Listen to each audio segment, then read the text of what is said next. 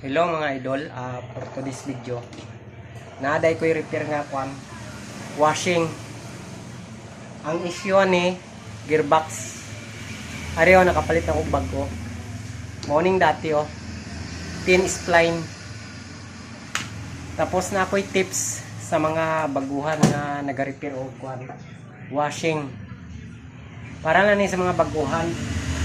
Pero katong mga bikirano na, kung makikita mo sa kong video, di mo ganani, skip lang. So halimbawa, pag gunit ninyo sa pulsator, pugnan ninyo ha, pugnan, pandaron ninyo, pugnan.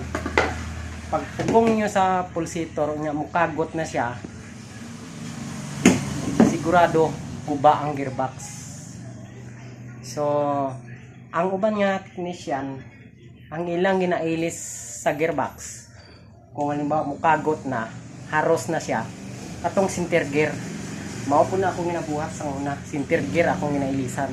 Ay barato naman, tag 50 pesos, pero dili makabot sa kabulan, guba lang gihapon. So ang pinaka the best, ilisan na lang buo, barato naman 235 naman sa Majestic, tin spline. Pero dili lang tin spline, dagan siya klase na gearbox na gamay ang iyang pulley na pwede ako.